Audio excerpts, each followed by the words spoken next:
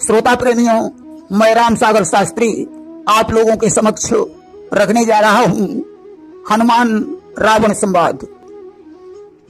देखिए, जिस समय हनुमंत लाल लंका में पहुंचे और सीता जी से मिलने के पश्चात अशोक वाटिका में जाकर फल खाने लगे तथा फल ही नहीं, जिस वृक्ष के फल खाते हैं उसे तोड़कर फेंक देते हैं। रखवालों ने उन्हें डांटा फटकारा, उन पर आक्रमण किया। कुछ रखवाले तो हनुमान के हाथों से मारे गए। बचे खुचे भागकर रावण के दरबार में पहुंचे और उन्होंने कहा, नाथ। रावण बोला, क्या हुआ? रखवालों ने कहा, आवा। रावण बोला, क्या आवा? रखवाले बोले, एक। रावण बोला, क्या एक आया? रखवालों ने कहा, कपि। रावण बोला, अरे मूर्खों, एक कपि आ गया, उसे देखकर तुम भाग खड़े हुए। जाओ, उसे मार तोड़कर बगीचे से भगा दो। रखवाले बोले, भारी। रावण ने कहा, अच्छा, बड़ा बंदर आया है, इसलिए तुम लोग उसे देखकर भाग आए। नाथ एक आवा कपि भारी, अजय ही अशोक वाटिका उजारी। महाराज, बगीचे में बहुत भारी बंदर आया है, उसने सारी अशोक वाटिका उजाड़ डाली है। और इतना ही नहीं कि खाए ऐसी फल और बिटपो पारे, रक्षक मर्दी मर्दी मही डारे। वह फल खा रहा है और वृक्षों को तोड़ तोड़ कर फेंक रहा है। तमाम रक्षकों का मर्दन हो चुका है। रावण ने बलवान बलवान योद्धाओं को बुलाकर कहा, जाओ देखो बगीचे में कौन सा बंदर आया है। तमाम योद्धा अशोक वाटिका में पहुंचे, जिनमें बहुत से हनुमान के हाथों से मारे गए। बचे खुचे योद्धा भागकर रावण के दरबार में पहुंचे। उन्होंने कहा, महाराज, दरअसल वह बंदर बहुत बलवान है, बहुत से योद्धा उसके हाथों से मारे गए हैं। रावण ने अपने पुत्र अक्षय कुमार को बुलाया और कहा, पुत्र, तुम अपने साथ में कुछ बलवान योद्धाओं को ले जाकर उस बंदर का सामना करो।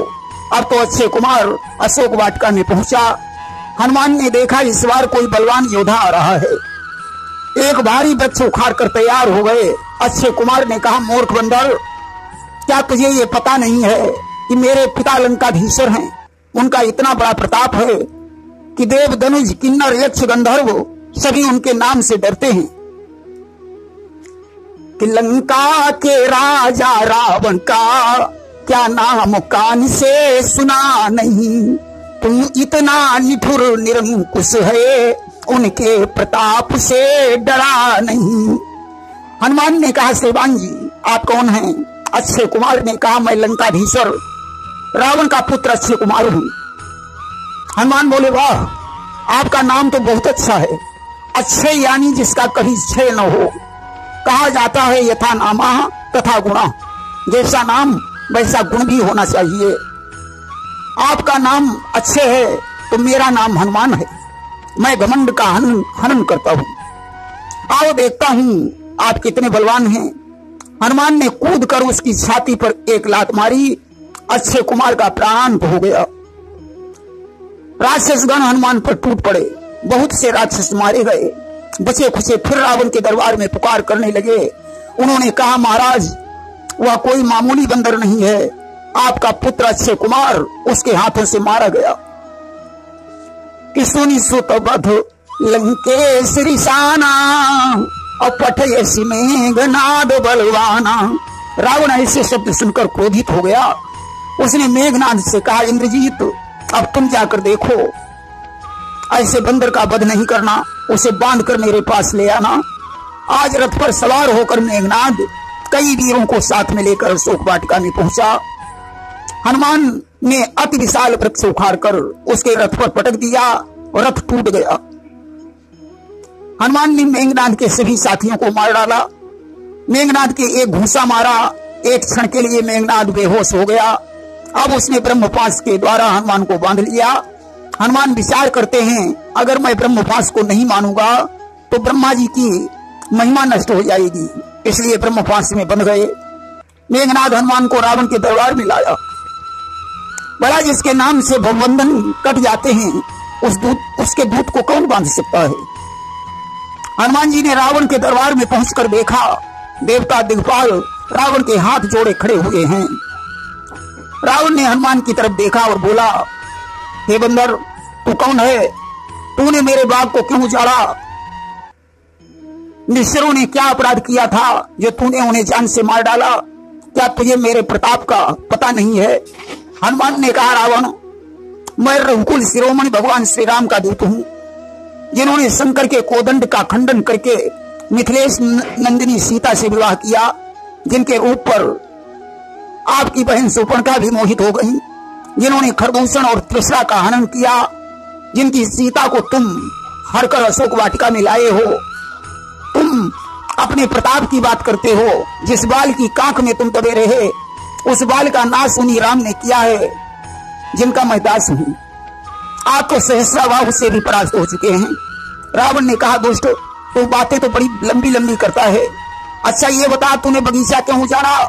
हनुमान ने कहा, सुनो, कि खायऊ फल प्रभु लागी भूखा, तो कपि स्वभाव ते तोरे रूखा। मुझे भूख लगी थी, इसलिए मैंने फल खाए। बंदर हूं, इसलिए वृक्षों को तोड़ा। वृक्ष तोड़ना बंदर का स्वभाव होता है। रावण ने कहा, चलो ठीक है, तुमने बंदर के स्वभाव से वृक्षों को तोड़ा है, परंतु बिना अपराध के राक्षसों को क्यों मारा? हनुमान ने कहा, महाराज, सभी को अपनी अपनी देह प्यारी होती है। आप विद्वान होकर मूर्खों की तरह बातें कर रहे हो। आत्मवत् सर्वभूतेष, सभी प्राणियों की आत्मा एक जैसी होती है। अगर आपके शरीर में चोट लगती है तो दूसरे के शरीर में भी लगती होगी, ऐसा सोचना चाहिए। राक्षसों ने मेरे शरीर पर प्रहार किया, मैं बच गया, यह भगवान की कृपा थी।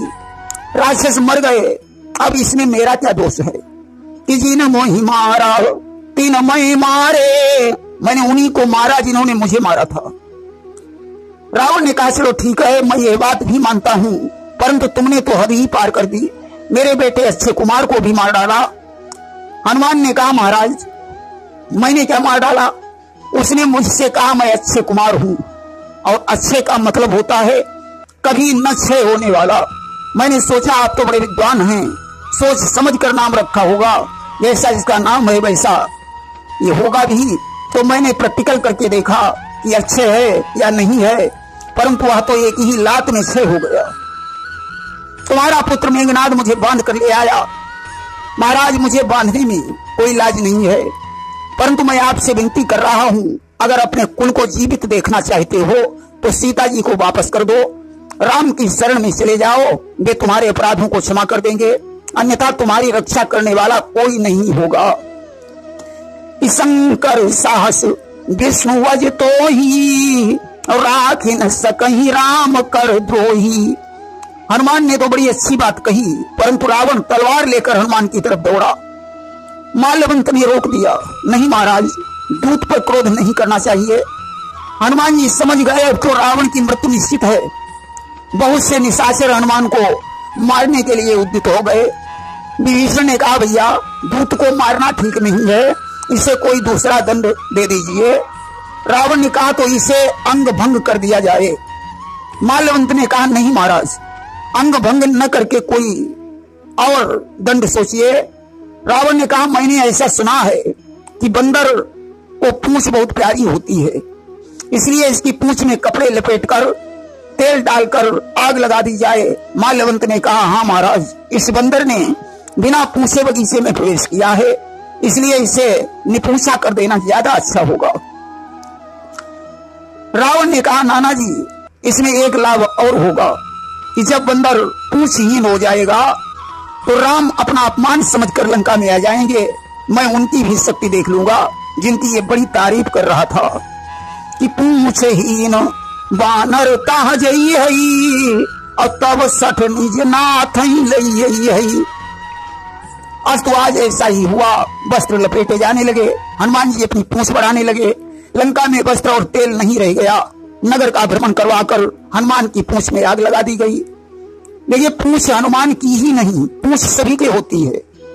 जैसे घर गृहस्थी के काम में स्त्रियों की पूंछ, चिकित्सा के काम में डॉक्टर की पूंछ, शिक्षा के काम में अध्यापक की पूंछ, मुकदमा के काम में वकील की पूंछ, तो पूंछ तो सभी की होती है।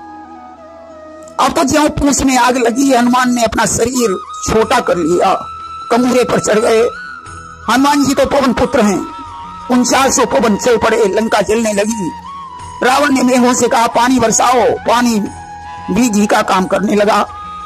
कुंभकर्ण सो रहा था, उसकी पत्नी वज्रज्वाला कह रही है, हे अग्निज्वाला, तुम्हें राम की सौगंध है, मेरे स्वामी को नहीं जलाना। विभीषण के घर पर राम का नाम लिखा था, इसलिए वह घर भी नहीं जला, क्योंकि राम का नाम कभी नष्ट नहीं होता। कि हनुमान की पूंछ में लगन न पाई आग, सारी लंका जल गई, गए निशाचर भाग। हनुमान की पूंछ में कोई आंच नहीं आई, सारी लंका जलकर खाक हो गई।